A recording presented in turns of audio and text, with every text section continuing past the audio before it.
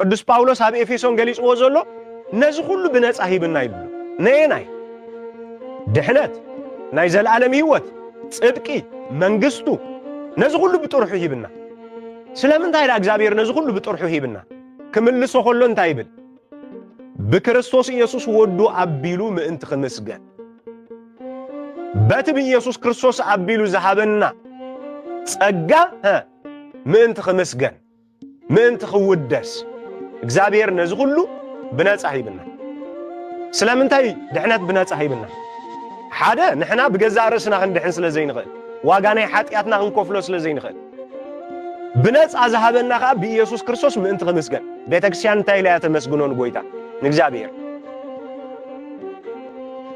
በታ ሓደ ወድኻ በኢየሱስ ክርስቶስ ምስኡን ምስ መንፈስ ቅዱስን ክብርን ስልጣንን ዘለካ ሎምን ንዘለዓለምን ዓለም ኢልያ ተመስግኖ ሰውዕሉ ዘመሕዋተይ ዘውትር ቤተ ክርስቲያን በቲ እተፍቁሮ ወድኻ ምስጋና ንዓኻ ይኹን ክብሪ ንዓኻ ይኹን ውዳሴ ንዓኻ ይኹን እንዳበለት ቤተ ክርስቲያን እንታይ ትገብሮ ተመስግኖ ንመን ንእግዚአብሔር ብመን ጌራ ብክርስቶስ ኢየሱስ ጌራ ተመስግኖ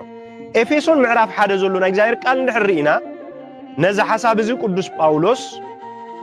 አው ኡብርሂዎሎ ኤፌሶን ምዕራፍ 1 እቲ ብመንፈሳዊ በረኸት ዘበለ በክርስቶስ ጌሩ ኣብ ሰማያት ዝባረኸና አምላኽ አቦ ጎይታና ኢየሱስ ክርስቶስ ይመስገን ምስበለ እቲ በረኸት ክዝርዝሮ ከሎ ከምዚ ይብል ኣብ ቅድሚኡ ቅዱሳንን መንቀብ ዘይብሎምን ምእንቲ ክንከውን ቅድሚ ምፍጣር ዓለም ታይገበረና ሓረየና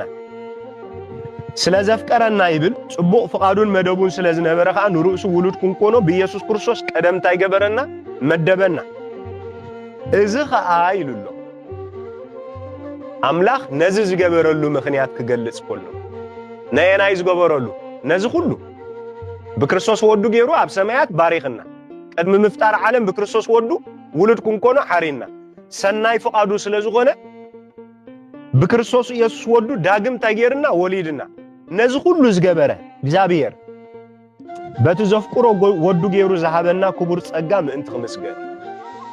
እግዚአብሔር ይመስገን በቱ ዘፍቁሮ ወዱ ዝሃበና ጸጋ አለ ንኢየሱስ ክርስቶስ ምስአመና በስሙ አሚናኻ ካብ ስላሴ ዳግም ምስተወለድና ካብ መንፈስ ቅዱስ እንቅበሎም ጸጋታት አለው በዚህ በክርስቶስ ኢየሱስ አቢልና ዘተቀበልናዮ ጸጋ ንእግዚአብሔር ኩሉ ጊዜ እንታይ ምእንቲ ክንገብሮ ምእንቲ ክነመስግኖ ኢሉ ነዚ ዓብ ነገር እዚ እግዚአብሔር ታይገበረልና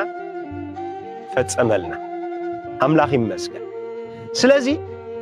አህዛብውን እንታይ ምእንቲ ክገብሩ እዮም ይዝብለና ዘሎ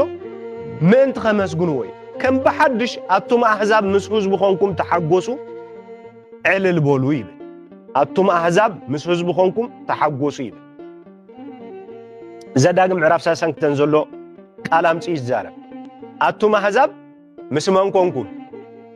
ምስ ደቀ እስራኤል ምስ ህዝቡ ኾንኩም እንታይ ግበሩ ተሐጎሱ ስለምንታይ እቲ ኣብ መስቀል በክርስቶስ ኢየሱስ ዝተፈጸመ ናይ ድሕነት ስራሕ ንደቀ እስራኤል ነቶም ህዝብ አምላኽ ዝነበሩ እንደገና ኸኣና አህዛብ ስለዝኾነ እምባር አቱም ርሑቕ ዝነበርኩም አህዛብ ምስቶም ቀረባ ዝነበሩ ደቀ እስራኤል ምስኦም ኮንኩም በሐንሳብ ንእግዚአብሔር ታይግበርዎ አመስግንዎ ቤተ ክርስቲያን ነዚ ነገር ዝፈጽማቱ አህዛብን አይሁድን በሐንሳብ ኮይኖም ንእግዚአብሔር ዘመስግኑ ኣብ ቤተ ክርስቲያን ኣብ ካልእ ብምንም ተአምር የለ